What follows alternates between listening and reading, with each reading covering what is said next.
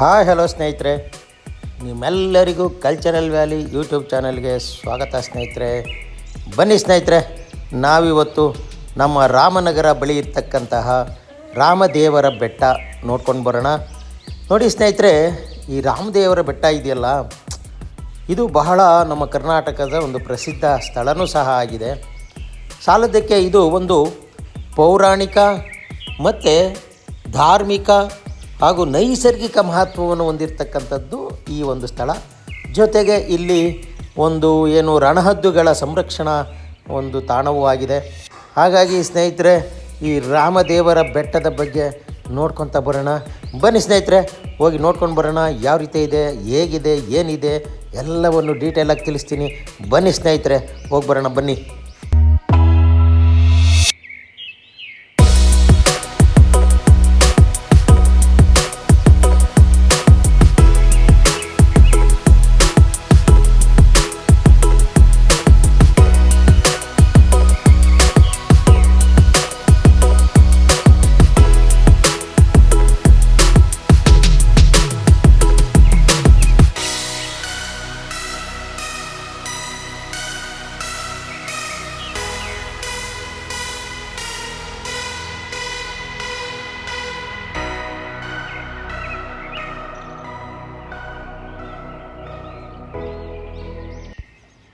ನೋಡಿ ಸ್ನೇಹಿತರೆ, ನೀವು ಬೆಂಗಳೂರಿಂದ ರಾಮನಗರಕ್ಕೆ ಬಂದರೆ ರಾಮನಗರದಿಂದ ಒಂದು 2-3 ಕಿಲೋಮೀಟ್ರು ಅಷ್ಟೇ ಸ್ನೇಹಿತರೆ, ಭಾಳ ಹತ್ತಿರದಲ್ಲಿದೆ. ಅಲ್ಲಿಂದ ಆಟೋನೂ ಸಿಗುತ್ತೆ, ನಿಮಗೆ ಬರ್ಬೋದು. ಜೊತೆ ನಿಮಗೆ ಬೆಂಗಳೂರಿಂದ ರಾಮನಗರಕ್ಕೆ ರೈಲು ಸಹ ಇದೆ, ಬಸ್ಗಳಿದೆ, ಅಥವಾ ನೀವು ಓನ್ ವೆಹಿಕಲ್ಲೂ ಸಹ ನೀವು ಬರ್ಬೋದು ಸ್ನೇಹಿತರೆ. ನೋಡಿ ಸ್ನೇಹಿತರೆ, ಇಲ್ಲಿ ಈ ಕಾರ್ ಪಾರ್ಕಿಂಗ್ ಇದೆ, ದೊಡ್ಡದಾಗಿದೆ, ವಿಶಾಲವಾಗಿದೆ. ಎಷ್ಟು ಕಾರ್ ಬಂದರೂ ಬೇಕಾದರೆ ನಿಲ್ಲಿಸ್ಬೋದು. ಜೊತೆಗೆ ಇಲ್ಲಿ ಎಂಟ್ರೆನ್ಸ್ ಫೀಸ್ ತೊಗೊತಾರೆ ಸ್ನೇಹಿತರೆ. ಒಬ್ರಿಗೆ 25 ರೂಪಾಯಿ ಎಂಟ್ರೆನ್ಸ್ ಫೀಸ್ ಮಾಡಿದ್ದಾರೆ. ಹಾಗೆಯೇ 20 ರೂಪಾಯಿ ಕಾರ್ ಪಾರ್ಕಿಂಗ್ ಚಾರ್ಜ್ ಮಾಡಿದ್ದಾರೆ. ಹಾಗೆಯೇ ನೋಡಿ ಸ್ನೇಹಿತರೆ, ಇದು ಎಂಟ್ರೆನ್ಸ್ ಸ್ನೇಹಿತರೆ, ಈ ರಾಮದೇವರ ಬೆಟ್ಟಕ್ಕೆ ಎಂಟ್ರೆನ್ಸು. ಇಲ್ಲಿಂದ ನಾವು ರಾಮದೇವರ ಬೆಟ್ಟಕ್ಕೆ ಹೋಗಬೇಕಾಗುತ್ತೆ ಸ್ನೇಹಿತರೆ. ಬನ್ನಿ ನೋಡಿ ಸ್ನೇಹಿತರೆ, ಈ ಒಂದು ಬೆಟ್ಟದಲ್ಲಿ ಪ್ರಮುಖವಾಗಿ ರಾಮದೇವರ ಬೆಟ್ಟ ಆಗಿರೋದ್ರಿಂದ ಪಟ್ಟಾಭಿರಾಮನ ಒಂದು ದೇವಸ್ಥಾನ ಇದೆ. ಹಾಗೆಯೇ ರಾಮೇಶ್ವರ ದೇವಾಲಯ ಇದೆ. ಹಾಗೆಯೇ ಆಂಜನೇಯನ ದೇವಾಲಯಗಳಿದೆ. ಬಹಳ ಪ್ರಮುಖವಾಗಿ ಇಷ್ಟನ್ನು ನಾವು ನೋಡ್ಬೋದು. ಹಾಗೆಯೇ ನೋಡಿ, ಈ ರಾಮದೇವರ ಬೆಟ್ಟದಿಂದ ನಾವು ಒಳಗೆ ಇಲ್ಲಿಂದ ನಾವು ಎಂಟ್ರಾದರೆ ಸ್ನೇಹಿತರೆ, ರೈಟ್ ಸೈಡಲ್ಲೇ ಒಂದು ಬಂಡೆಯ ಮೇಲೆ ಒಂದು ಆಂಜನೇಯನ ಮೂರ್ತಿಯನ್ನು ಕೆತ್ತಿದ್ದಾರೆ ಸ್ನೇಹಿತರೆ. ನೋಡಿ, ಇದು ಒಂದು ಬಂಡೆಯ ಮೇಲೆ ಕೆತ್ತಿರ್ತಕ್ಕಂಥ ಆಂಜನೇಯನ ಒಂದು ವಿಗ್ರಹ ಸ್ನೇಹಿತರೆ. ಇಲ್ಲಿ ಬಂದವರು ಮೊದಲು ಇದಕ್ಕೆ ನಮಸ್ಕಾರ ಮಾಡಿ ಆನಂತರ ತೆರಳುತ್ತಾರೆ ಸ್ನೇಹಿತರೆ. ಹಾಗೆಯೇ ನೋಡಿ, ಈ ಪುರಾಣ ಪ್ರಕಾರ ಇಲ್ಲಿ ಶ್ರೀರಾಮಚಂದ್ರ ಮತ್ತು ಸೀತೆ ವನವಾಸದಲ್ಲಿದ್ದಾಗ ಇಲ್ಲಿ ತಂಗಿದ್ರು ಅಂತಕ್ಕಂಥದ್ದನ್ನು ಹೇಳ್ತಾರೆ. ಹಾಗಾಗಿ ಈ ಒಂದು ಸ್ಥಳಕ್ಕೆ ರಾಮನಗರ ಅಂತ ಕರೀತಾರೆ ಸ್ನೇಹಿತರೆ. ಹಾಗೆಯೇ ನಾವು ಇನ್ನು ಮುಂದೆ ಹೋಗೋಣ, ಇಲ್ಲಿನ ಪೌರಾಣಿಕ ಹಿನ್ನೆಲೆಗಳನ್ನ ತಿಳ್ಕೊಳ್ಳೋಣ. ಹಾಗೆಯೇ ಇಲ್ಲಿ ಒಂದು ರಾಮತೀರ್ಥ ಮೇಲಿದೆ ಸ್ನೇಹಿತರೆ. ಅಲ್ಲಿ ಯಾವಾಗಲೂ ವರ್ಷದ 360 ದಿನವೂ ಸಹ ನೀರು ಬತ್ತೋದಿಲ್ಲ. ಇಲ್ಲಿ ಇರ್ತಕ್ಕಂಥ ನೀರು ಬಹಳ ಸಿಹಿಗೆ ಆಗಿರುತ್ತೆ, ಅತ್ಯಂತ ಪವಿತ್ರವಾಗಿರ್ತಕ್ಕಂಥ ಜಲ ಅಂತ ಹೇಳಿ ಕರೀತಾರೆ ಸ್ನೇಹಿತರೆ. ಹಾಗೆಯೇ ಸ್ನೇಹಿತರೆ, ಬನ್ನಿ ಮೇಲೆ ಹೋಗ್ತಾ ಇದ್ರ ಬಗ್ಗೆ ನಿಮಗೆ ತಿಳಿಸ್ಕೊಡ್ತಾ ಹೋಗ್ತೀನಿ. ಬನ್ನಿ ಸ್ನೇಹಿತರೆ.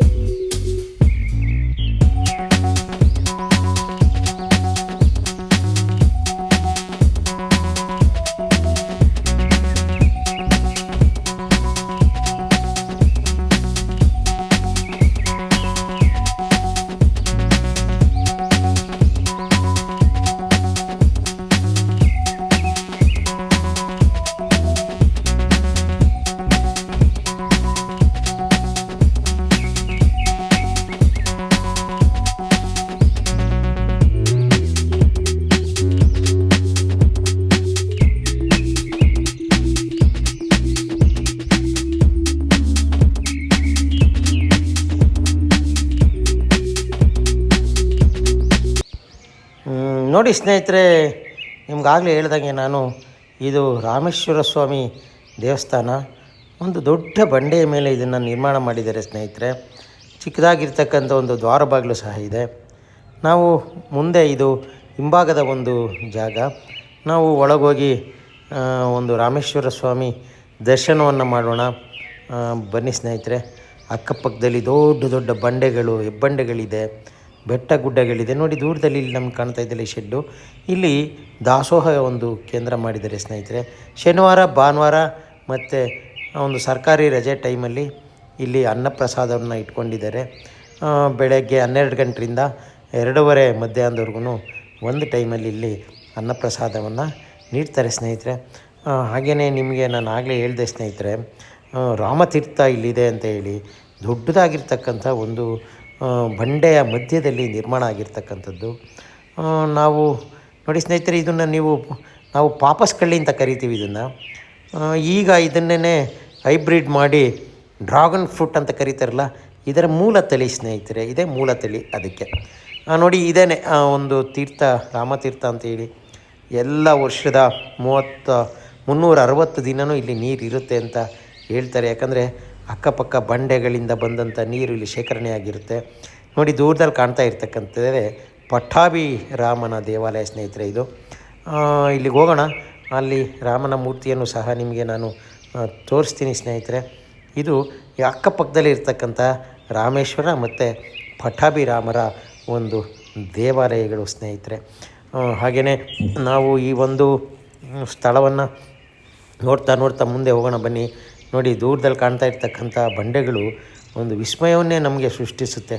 ಒಂದು ಕೋಡು ಬಂಡೆಗಳು ಅಂತ ನಾವು ಕರಿತೀವಿ, ಕೋಡುಗಲ್ಲು ಅಥವಾ ಕೋಡು ಬಂಡೆ ಅಂತ ನಾವು ಇದನ್ನು ಕರಿತೀವಿ ಸ್ನೇಹಿತರೆ. ಬನ್ನಿ, ಇಲ್ಲಿ ವಿಶಾಲವಾಗಿರ್ತಕ್ಕಂಥ ಪರಿಸರ, ಕೂತ್ಕೊಳ್ಳೋದಕ್ಕೆಲ್ಲ ತುಂಬ ಚೆನ್ನಾಗಿದೆ. ಇಲ್ಲಿನ ಪರಿಸರನೇ ಒಂದು ರೀತಿ ವಿಶೇಷವಾಗಿದೆ ಸ್ನೇಹಿತರೆ. ನೀವು ಬಂದು ನೋಡಿದ್ರೆ ಗೊತ್ತಾಗುತ್ತೆ ಇಲ್ಲಿ ಯಾವ ರೀತಿ ಇದೆ ಅಂತಕ್ಕಂಥದ್ದು. ಹಾಗೆಯೇ ಸ್ನೇಹಿತರೆ, ನಾವು ಈ ದೇವಾಲಯದ ಒಳಗೋಗಿ ಬರೋಣ ಬನ್ನಿ. ಇದು ಶ್ರೀ ರಾಮೇಶ್ವರ ಸ್ವಾಮಿ ದೇವಸ್ಥಾನ ಸ್ನೇಹಿತರೆ. ಇಲ್ಲಿ ಒಂದು ಈಶ್ವರ ಲಿಂಗು ಇದೆ ಒಳಗೆ.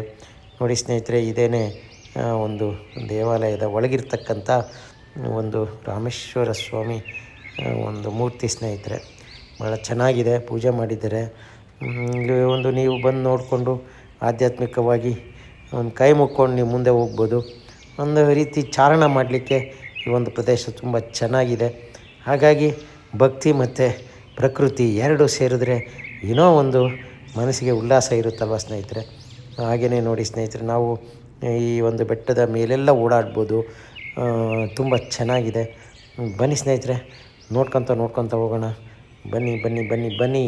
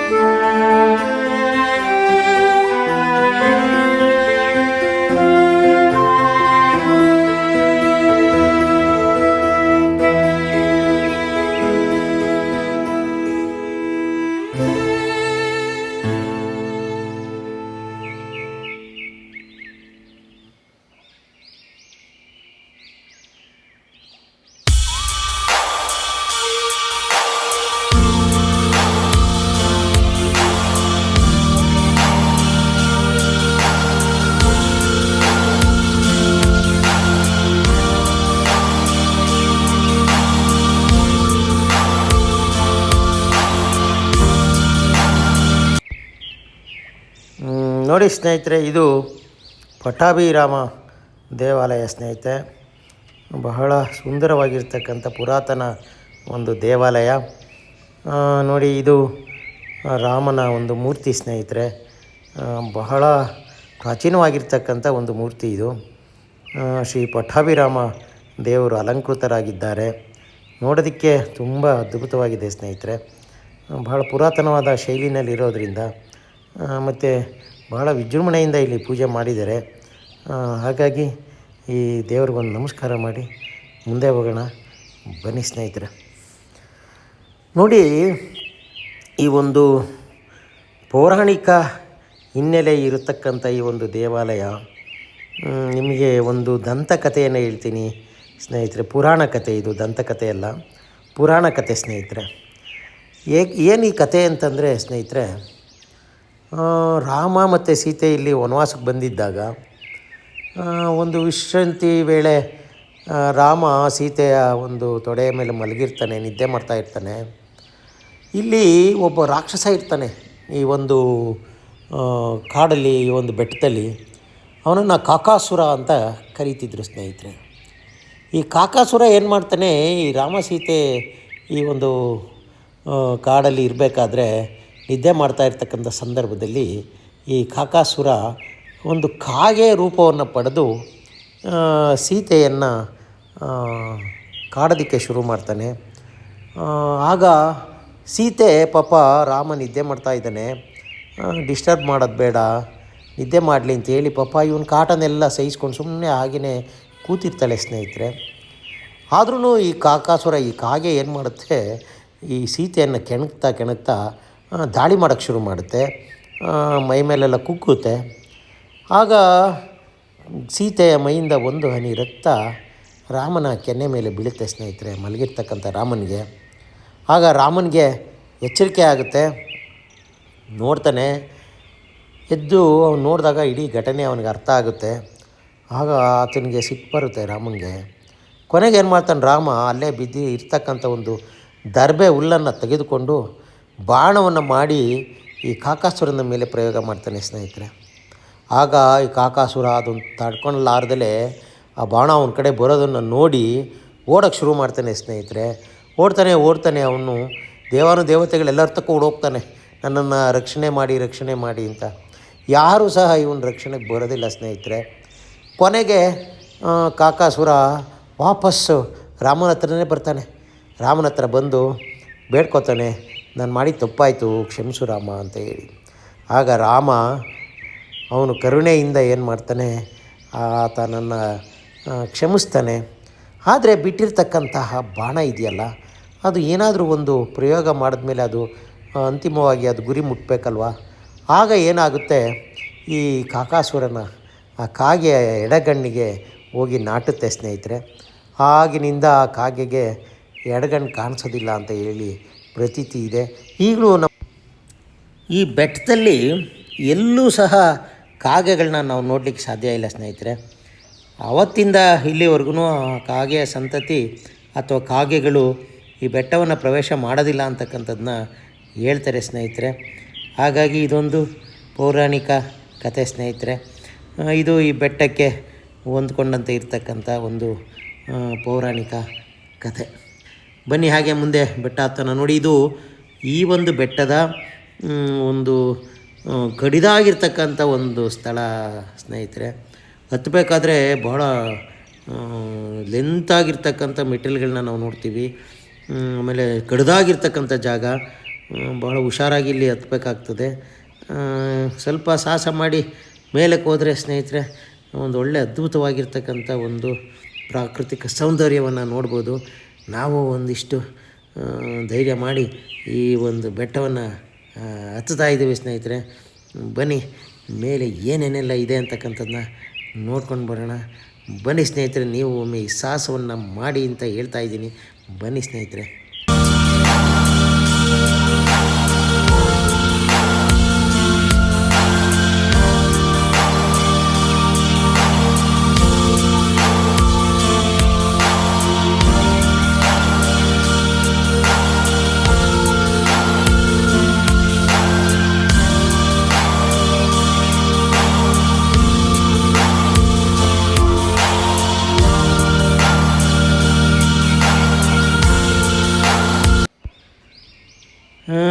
ಸಾಹಸ ಮಾಡಿ ಮೇಲೆ ಬಂದು ನೋಡಿ ಇಲ್ಲಿರ್ತಕ್ಕಂಥ ಈ ಸುಂದರವಾಗಿರ್ತಕ್ಕಂಥ ಬಂಡೆಯ ಮೇಲೆ ಇಡೀ 360 ಡಿಗ್ರಿನಲ್ಲಿ ಈ ಒಂದು ಪ್ರದೇಶವನ್ನು ನಾವು ನೋಡ್ಬೋದು ಸ್ನೇಹಿತರೆ. ಬಹಳ ದೂರದಲ್ಲಿ ಬೆಟ್ಟ ಗುಡ್ಡಗಳ ಸಾಲು ನಮಗೆ ತುಂಬ ಅದ್ಭುತವಾಗಿ ಕಾಣಿಸುತ್ತೆ ಸ್ನೇಹಿತರೆ. ನೋಡಿ ಅಲ್ಲಲ್ಲೇ ಈ ಕಳ್ಳಿಯ ಒಂದು ಜಾತಿಯ ಕಳ್ಳಿ ಬೆಳೆದಿದೆ. ಮತ್ತು ಬೆಂಗಳೂರಿಂದ ಬರ್ತಕ್ಕಂಥ ಅನೇಕ ಪ್ರವಾಸಿಗರು ಇಲ್ಲಿ ಬಂದು ಒಂದು ದಿನ ಪಿಕ್ನಿಕ್ ಅಂತ ಬಂದು ಇಲ್ಲೆಲ್ಲ ಚಾರಣವನ್ನು ಮಾಡಿ ಬೆಟ್ಟವನ್ನು ಹತ್ತಿ ಇಲ್ಲೆಲ್ಲ ಒಂದು ಎಂಜಾಯ್ ಮಾಡಿಕೊಂಡು ಹೋಗ್ತಾರೆ ಸ್ನೇಹಿತರೆ. ಹಾಗೆಯೇ ನಾವು ಸಹ ಈ ಬೆಟ್ಟವನ್ನು ನೋಡ್ತಾ ಇದ್ದೀವಿ. ತುಂಬ ಚೆನ್ನಾಗಿದೆ ಸ್ನೇಹಿತರೆ. ಅದರಲ್ಲೂ ಈ ಮೋಡಗಳು, ಮಳೆಗಾಲದ ಈ ಮೋಡಗಳು ಆ ಒಂದು ಬಾನಿನಲ್ಲಿ ತೇಲ್ತಾ ಇದೆ. ಸುತ್ತಲೂ ಬೆಟ್ಟ ಗುಡ್ಡಗಳು, ಅದ್ಭುತವಾಗಿರ್ತಕ್ಕಂಥ ರುದ್ರ ರಮಣೀಯವಾಗಿರ್ತಕ್ಕಂಥ ಒಂದು ಸ್ಥಳ ಸ್ನೇಹಿತರೆ. ನೋಡ್ತಾ ಇದ್ದರೆ ನಿಜಕ್ಕೂ ನೋಡಿ ದೂರದಲ್ಲೆಲ್ಲೋ ರಾಮನಗರ ಒಂದು ಸಿಟಿ ಕಾಣ್ತಾ ಇದೆ. ಹಾಗೆಯೇ ಅದ್ರ ಹಿಂದೆ ಇರ್ತಕ್ಕಂಥ ಬೆಟ್ಟಗಳ ಸಾಲು ಬಹಳ ಅಪರೂಪವಾಗಿರ್ತಕ್ಕಂಥ ಒಂದು ನೋಟವನ್ನು ನಮಗೆ ಕಾಣ್ತಾ ಇದೆ ಸ್ನೇಹಿತರೆ. ಇನ್ನೊಂದೇನು ಗೊತ್ತಾ ಸ್ನೇಹಿತರೆ, ಇಲ್ಲಿ ಹಿಂದಿಯ ಚಲನಚಿತ್ರ ಶೋಲೆ ಒಂದು ಚಿತ್ರೀಕರಣ ಆದಂಥ ಒಂದು ಸ್ಥಳ ಇದು ಸ್ನೇಹಿತರೆ. ಹಾಗಾಗಿ ಬೇರೆ ರಾಜ್ಯದ ಜನ ಇದನ್ನು ಶೋಲೆ ಬೆಟ್ಟ ಅಂತಲೂ ಕರೀತಾರೆ ಸ್ನೇಹಿತರೆ. ಯಾಕಂದರೆ ಇಲ್ಲಿ ಅದ್ಭುತವಾಗಿರ್ತಕ್ಕಂಥ ಚಲನಚಿತ್ರ ಈ ಪ್ರಕೃತಿ ಸೌಂದರ್ಯವನ್ನು ನೋಡೇ ಇಲ್ಲಿ ಆಯ್ಕೆ ಮಾಡ್ಕೊಂಡ್ರೇನೋ ಗೊತ್ತಿಲ್ಲ. ಹಾಗಾಗಿ ನೋಡಿ ದೂರದ ಬೆಟ್ಟಗಳ ಸಾಲು ಈ ಶೋಲೆ ಒಂದು ಸಿನಿಮಾದಲ್ಲಿ ಈ ಒಂದು ಜಾಗವನ್ನು ರಾಮಗಢ ಅಂತೇಳಿ ಕರೆದಿರ್ತಕ್ಕಂಥದ್ದನ್ನು ನಾವೆಲ್ಲ ನೋಡ್ಬೋದು ಸ್ನೇಹಿತರೆ. ನೀವು ಚಲನಚಿತ್ರದಲ್ಲೂ ನೋಡಿ, ಹಾಗೆಯೇ ಲೈವಲ್ಲಿ ಬಂದು ಈ ಒಂದು ಜಾಗವನ್ನು ನೋಡಿ ಸ್ನೇಹಿತರೆ. ತುಂಬ ಚೆನ್ನಾಗಿದೆ. ಒಂದು ದಿನ ಬೆಳಗ್ಗೆ ಹೋಗಿ ಸಂಜೆ ಬರ್ಬೋದು. ಒಂದು ಪ್ಲ್ಯಾನ್ ಮಾಡಿ ಬನ್ನಿ, ನೋಡಿ ಸುಂದರವಾಗಿರ್ತಕ್ಕಂಥ ಈ ನಮ್ಮ ರಾಮದೇವರ ಬೆಟ್ಟವನ್ನು ನೀವು ನೋಡಬೇಕು ಸ್ನೇಹಿತರೆ. ಬನ್ನಿ ಸ್ನೇಹಿತರೆ, ನೋಡಿ.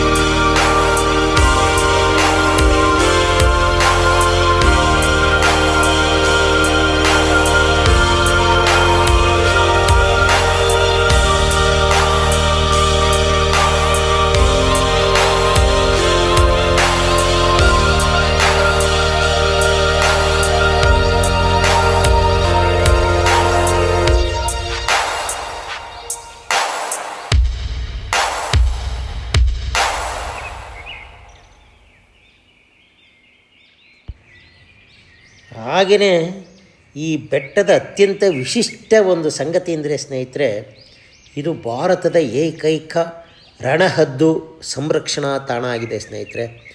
ಅಳಿವಿನ ಅಂಚಿನಲ್ಲಿರ್ತಕ್ಕಂಥ ಉದ್ದ ಕೊಕ್ಕಿನ ರಣಹದ್ದುಗಳ ಮತ್ತು ಬಿಳಿ ಬೆನ್ನಿನ ಈ ರಣಹದ್ದುಗಳನ್ನು ಇಲ್ಲಿ ಸಂರಕ್ಷಣೆ ಮಾಡಲಾಗಿದೆ. ಇದನ್ನು 2002ರಲ್ಲಿ ಇದನ್ನು ಅಧಿಕೃತವಾಗಿ ರಣಹದ್ದು ವನ್ಯಧಾಮ ಅಂತ ಘೋಷಣೆ ಮಾಡಿದ್ದಾರೆ. ಹಾಗಾಗಿ ಪ್ರವಾಸಿಗರು ಇಲ್ಲಿ ಅಪರೂಪಕ್ಕೆ ನೀವು ರಣಹದ್ದುಗಳನ್ನು ಸಹ ನೋಡ್ಬೋದು ಸ್ನೇಹಿತರೆ. ಇದನ್ನು ಏನು ನಾವು ವಲ್ಚರ್ ಪ್ರೊಟೆಕ್ಟಿವ್ಸ್ ಒಂದು ಪ್ಲೇಸ್ ಅಂತ ಹೇಳಿ ಇದನ್ನು ಕರೀತಾರೆ ಸ್ನೇಹಿತರೆ.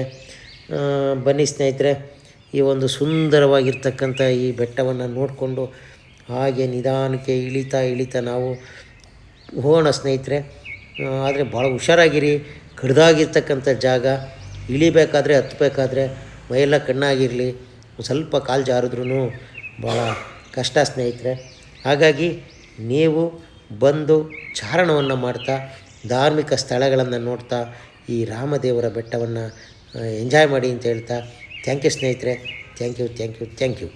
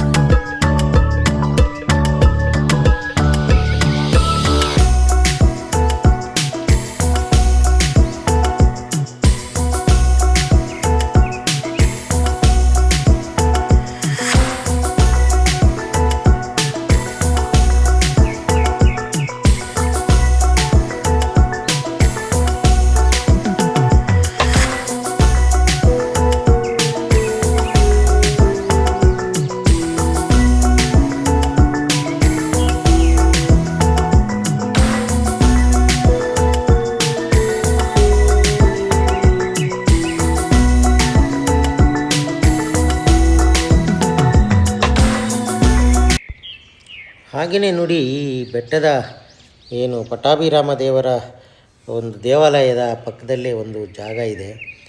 ಅದು ಕೋಟೆ ಆಂಜನೇಯ ಸ್ವಾಮಿ ಇರ್ತಕ್ಕಂಥ ಒಂದು ಜಾಗ ಸ್ನೇಹಿತರೆ. ಅಲ್ಲೂ ಹೋಗಿ ನೋಡ್ಕೊಂಡು ಬರೋಣ ಅಂತ ಹೇಳಿ ನಾವು ಹೊರಟಿದ್ದೀವಿ. ನೋಡಿ, ಇದೇ ಕೋಟೆ ಆಂಜನೇಯ ಒಂದು ಮೂರ್ತಿ ಸ್ನೇಹಿತರೆ. ಮುಂಭಾಗದಲ್ಲಿ ನಮಗೆ ಒಂದು ಕೋಟೆ ಇದೆ, ಬಾಗಿಲಿದೆ. ಅದ್ರ ಸುತ್ತಲೂ ಒಳ್ಳೆ ಪರಿಸರ ಇದೆ ಸ್ನೇಹಿತರೆ. ಮರಗಿಡಗಳು, ಹೆಬ್ಬಂಡೆಗಳು, ಒಂದು ವಿಶೇಷವಾಗಿರ್ತಕ್ಕಂಥ ಒಂದು ಅನುಭವವನ್ನು ನಮಗೆ ನೀಡುತ್ತೆ ಸ್ನೇಹಿತರೆ. ನೋಡಿ, ಇದೇ ಆ ಕೋಟೆಯ ಒಂದು ಭಾಗ ಸ್ನೇಹಿತರೆ. ಇಲ್ಲಿ ಕಲ್ಲಿನ ಮಂಟಪ ಇದೆ. ಹಾಗೆಯೇ ನಾವು ಕೆಳಭಾಗದಿಂದ ರಾಮನಗರದಿಂದ ಇಲ್ಲಿಗೆ ನಡ್ಕೊಂಡು ಸಹ ಬರ್ಬೋದು. ಹಾಗಾಗಿ ಈ ಒಂದು ಸ್ಥಳ ಒಂದು ವಿಶೇಷವಾಗಿರ್ತಕ್ಕಂಥ ಒಂದು ಸ್ಥಳ ಆಗಿದೆ ಸ್ನೇಹಿತರೆ. ಬನ್ನಿ, ಒಮ್ಮೆ ನೀವು ಇದನ್ನು ನೋಡಿ. ಹಾಗೆಯೇ ಈ ರಾಮನಗರದ ಸುತ್ತಮುತ್ತ ಇನ್ನೊಂದಿಷ್ಟು ವಿಶೇಷವಾಗಿರ್ತಕ್ಕಂಥ ಸ್ಥಳಗಳಿದೆ ಸ್ನೇಹಿತರೆ. ಅದು ಜಾನಪದ ಲೋಕ ಇರ್ಬೋದು. ಹಾಗೆಯೇ ಕನಕಪುರ ಹತ್ರ ಇರ್ತಕ್ಕಂಥ ಚುಂಚಿ ಫಾಲ್ಸ್ ಇದೆ. ಹಾಗೆಯೇ ಮೇಕೆದಾಟು ಇದೆ, ಸಂಗಮ ಇದೆ. ಅದೇ ರೀತಿ ಸಾತ್ನೂರಲ್ಲಿ ಒಂದು ಅಣೆಕಟ್ಟೆ ಇದೆ, ಅದನ್ನು ಸಹ ನೀವು ನೋಡ್ಬೋದು. ಈ ಭಾಗಕ್ಕೆ ಬಂದರೆ ಇದನ್ನೆಲ್ಲ ಪ್ಲ್ಯಾನ್ ಮಾಡ್ಕೊಂಡು ನೀವು ಅರ್ಲಿ ಮಾರ್ನಿಂಗ್ ಬಿಟ್ಟರೆ ಇವನ್ನೆಲ್ಲ ನೋಡಿಕೊಂಡು ಸಂಜೆ ನೀವು ಬೆಂಗಳೂರು ತಲುಪ್ಬೋದು. ಪ್ಲ್ಯಾನ್ ಮಾಡಿ ಸ್ನೇಹಿತರೆ, ಒಮ್ಮೆ ನೀವು ಬನ್ನಿ, ನೋಡಿ ಸಂತೋಷಪಡಿ. Thank you.